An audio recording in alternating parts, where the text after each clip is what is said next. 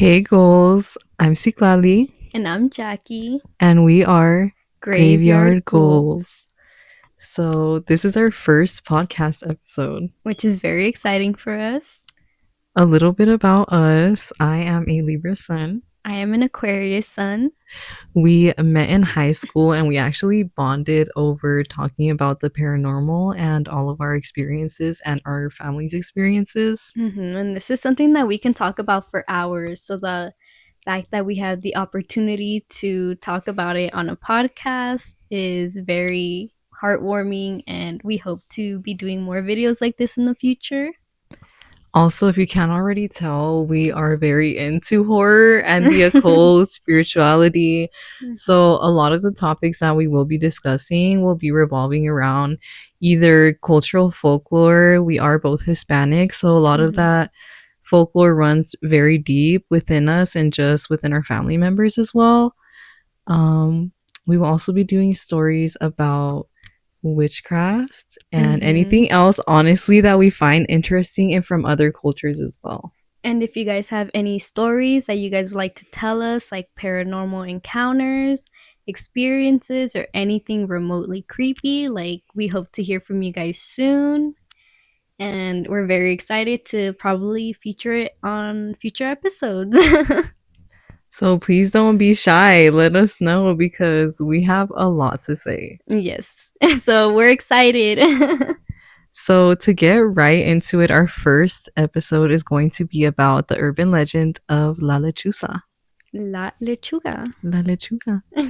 So, La Lechuza is an urban Mexican legend, but she is represented in many other cultures and not only seen in Mexico, but also in Texas, which I did not know. I didn't know that either. I thought it was only like in Hispanic cultures, Yeah. and that's what we're familiar with. But it's not to get mixed up with the Mothman. The Mothman is actually very similar to La Lechuza. Mm-hmm. They pray in very similar ways. Mm-hmm. And also, it's crazy because Texas is very predominantly Hispanic. From Mm-hmm. what I know, I have family members over there as well. And so a lot of their stories do align with stories from Mexico. Mm-hmm. Yeah. So we're hoping to hear more from her story. She has a lot of stories, which she's excited. She's excited to talk about. I am. We are going to come up with a lot and just gather all of that in the future too. But also, just to get right back into it. So, she was known as a woman who was outcasted in a town in Mexico. And she lived in a small house all by herself. And when a little boy in the town went missing, she was immediately accused because she was seen as different. Yeah, unfortunately, that is something that happened a lot back then with women, like the Salem witch trials and all that stuff. We need to leave women alone. Let us be a little weird sometimes. We're like that, as you can see. As you can see, we are not harmful for the most part. So, after the little boy went missing and they accused her of taking him, she actually made a deal with the devil in revenge for them falsely accusing her of doing this. Well, that's what they get for messing with the bad bitch. Literally. So now she became a shape shifting owl woman. Which can look like many things, like have the body of a woman, head of an owl, or other Vice way. versa. Vice versa. And she is seen to be taking victims, including children and drunk men. So if you're a drunk and a man, this is for you. Put that Modelo down. I promise you it's not worth it. It's not worth it because she coming for you. Not for me. But for you. Especially because she did take men who are abusers, liars, or cheaters, more specifically. And when they were drunk, it was when they were the most vulnerable. And with the children, it's also they're in a vulnerable state, they're children. And when they were misbehaving or alone and ungrateful, sometimes even when they were alone, they would take them to teach the parents a lesson of keeping an eye on their children. Yeah, so if you have any kids that are misbehaving, just tell them the story and maybe they'll start listening to you. Maybe they will. We can't promise anything, but maybe tell them the little story of La Lechuza. Maybe show them our podcast. Maybe. We do cuss a little, so maybe not, but use your best judgment there. And yeah, so after that, after her taking those specific victims, it is said that she makes crying baby noises at night, and that's the best way to distinguish whether she's nearby or not. Yeah, and make sure that it's not actually your kids. And even then, you want to go check on them because she's probably lurking around them. She's probably lurking around. Gotta be careful. And the way that she looks, we had already described. A lot of people have who have claimed to have witnessed her say that they see her in branches and trees looking down at them with either, I've heard both, gleaming red eyes and also like pitch black eyes. Yeah. Mm-hmm. And the best way to ward her off, actually, if you ever do run into La Lechuza, keep a bag of chili powder and salt with you, because when you throw that at her, it agitates her and causes her to fly away. So if you're ever out in the forest, if you're ever out camping, or anywhere in Mexico, you just want to be careful, carry that around you.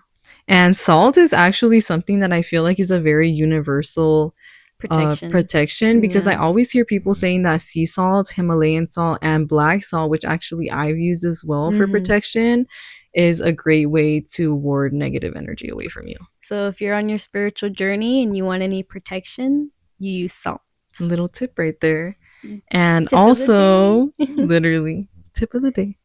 And after that, also the 7 knots. So the 7 knots on the door. Oh yeah. If you tie 7 knots on a rope and hang it on your door, that is seen as a way to ward her off. And actually, in Mexican culture, specifically in the spirituality and brujeria lens, the 7 knots are a very important symbol of keeping that dark energy away from you. Yeah, you never want to have any bad energy like that because, like we said, she preys on the vulnerable. And she cannot die with bullets. So if you have a gun, it's not going to work. Not this time. She is a spiritual being who sacrificed her soul to the devil. The devil. So in order to ward her off, we gave you the instructions. There you go. That's all we can do. That's all we can do. Carry salt, little sprinkle, sprinkle. She's really doing God's work if we think about it, because if you have a lying, cheating man, just, and he's a drunk and he's walking out at night, she's got your back. She's got your back, let him go. Let that man go. Let that man go and let the La Lechuza take him.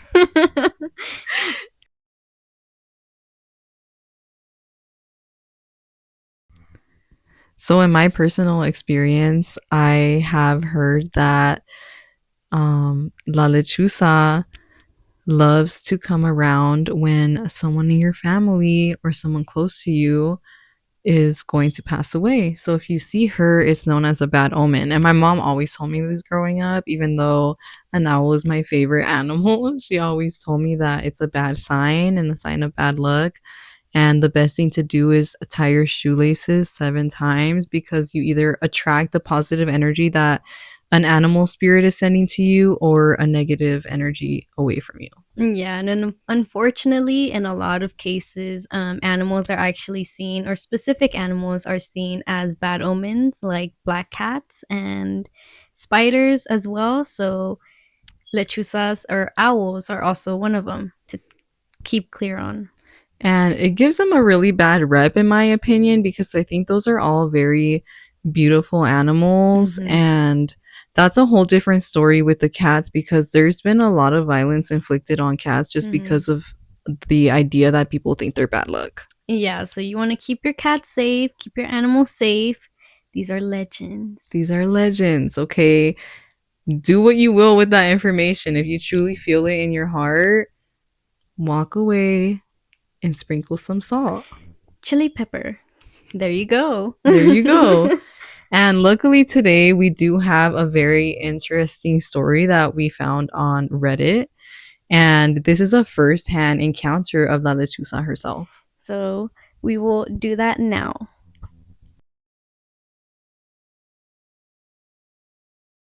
Okay, now to get into the story from Kanachu underscore 2020 on Reddit, titled La Lechuza, a true story. To begin, this true story is by my mom and I, and how we almost fell victim to La Lechuza. This happened when I was only a few weeks old, and my mother decided to go to Monterrey, Mexico to show me her family who lives there. When we got there, my mother told me that her family decided to have a big party on our arrival. She explained how everyone wanted to hold me and shower me with gifts as I was her first child. You know, the first kids are always the favorites. I would know. When it was over, my grandmother took my mom and I to the guest bedroom where we would be sleeping in. My grandma bought an old school bassinet for me to sleep in while my mother slept in the bed on the other side of the room. My mom put me in the bassinet and put 2 small pillows beside me because she was afraid of me accidentally bumping my head. As we got settled, my grandma's Rottweiler named Rocky came in, and he didn't want to leave, but otherwise he was a very gentle dog. Dogs are protectors, so if you have any dogs, any animals, they always protect you. Always, specifically animals named Rocky, because I know a lot of you Hispanic people watching can relate, or just people in general. You at one point probably had a dog or a cat named Rocky. My cat's name is Rocky. And like we said, animals are protectors. Mm-hmm. It was very hot that night, so to let some air in, my mom opened a sliding glass door that led to a balcony. We were on the second floor, so she felt safe leaving it open. Soon after, she got settled in and went to sleep.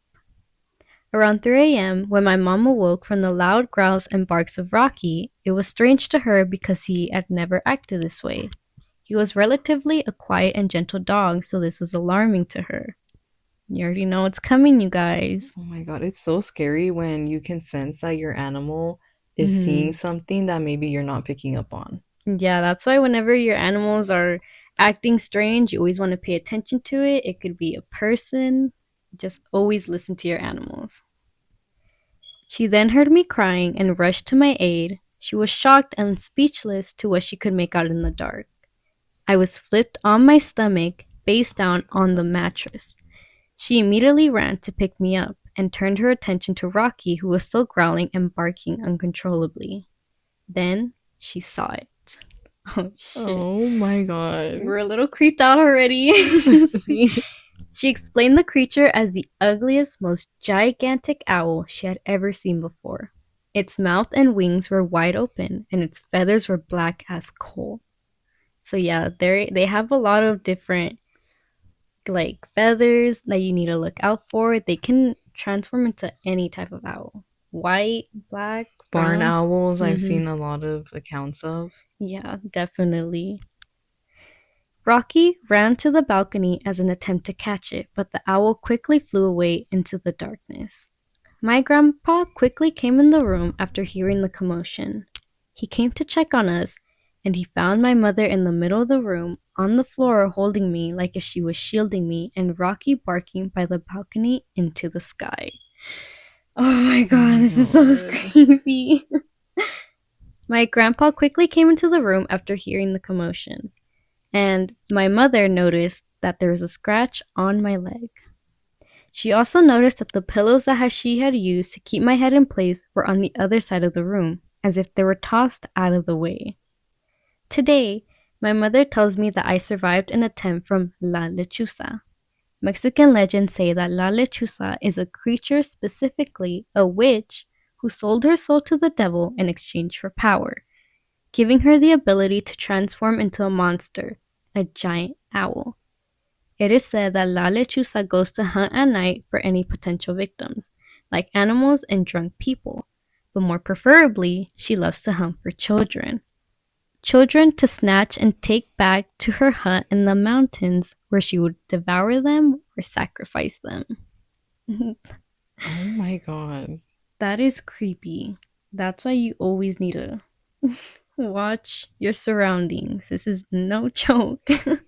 I would say cannibal, but also not because she's technically a spirit. She's not fully a woman. And it's probably because she sacrificed her soul to the devil that she needs to pay her dues. Her dues.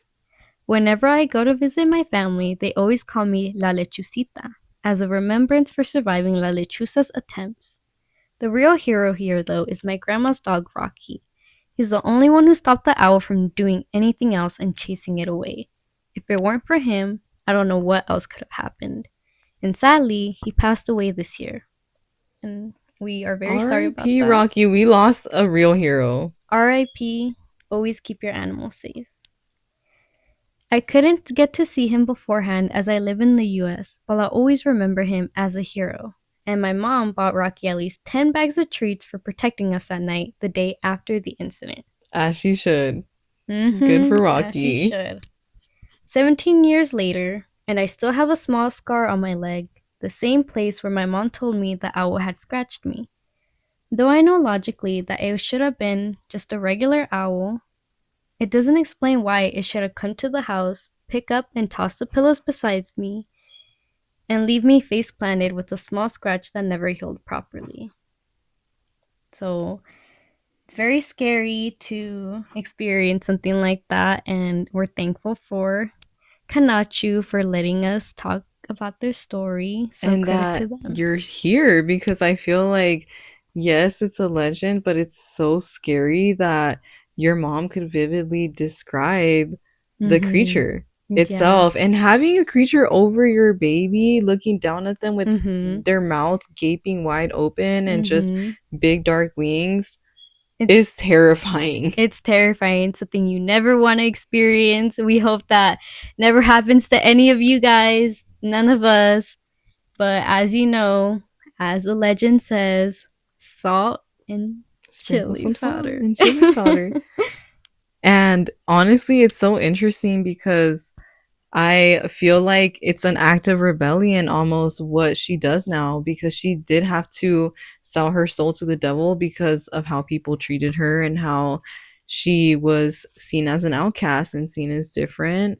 And it's almost like she's taking revenge on everyone who left her in that state and basically saw her as a monster already. Mm-hmm. And of course, the children are innocent victims in this, but I've also heard that the reason why she will take some children is because their parents are not keeping an eye on them, and it's almost like a way to teach them a lesson. Yeah, because one, she did also sacrifice her soul to the devil, and that's probably how she makes her do. How she keeps her powers and how she's able to pray and take out people.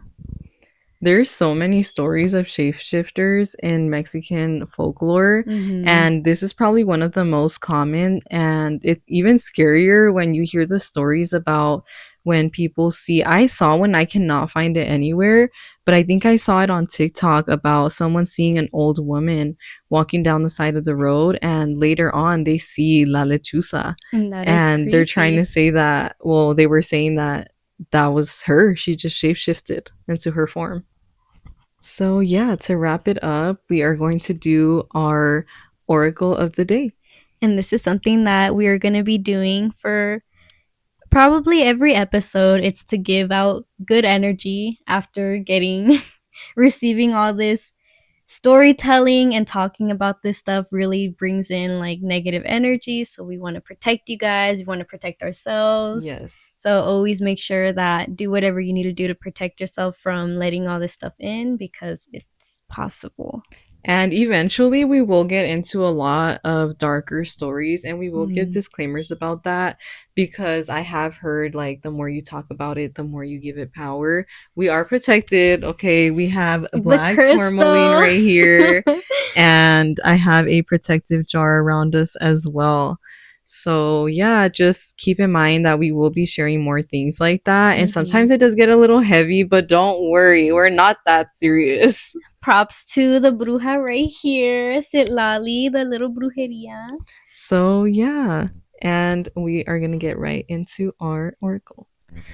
So our oracle of the day is coming from this deck. It's called the Cecily Oracle, and I don't know exactly who it's by, but if you're interested, I will link it below. The art is very beautiful on it. Anyways, the one that we pulled today is a number 9, and this one is about a happy, safe place. Mhm. And its main message is to take care of your well being and really put your worries aside and let yourself be free and feel back at that happy and warm place again, and reevaluate what makes you feel good, what makes you feel safe, and really take that into consideration into your future as well. And I feel like this is the perfect card, honestly, for this time because sometimes there's so many things going on that it's Mhm. hard to forget to just stop by at square one and make yourself feel at home again in your space. And when I get cards like this, I like to just kind of clear out my space a little bit and reevaluate what makes me feel really safe and happy. Yeah. So always take care of yourself. Always um, focus on your mental health. Focus on your spiritual health, and take care of others around you because everyone's always going through something in their life. And with that, we are Graveyard Graveyard Goals. ghouls.